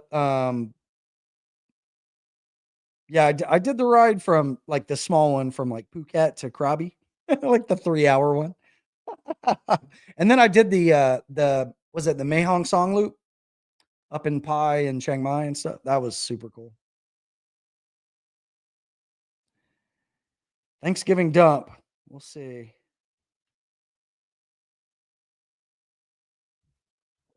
Cool. Thanks, guys. Appreciate everybody. Hey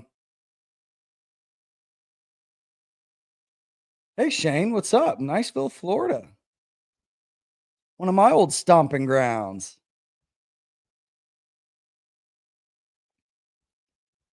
Cool. Good to see everybody. Have a great weekend. Get outside, touch some grass. And I'll see you guys next week. Take care.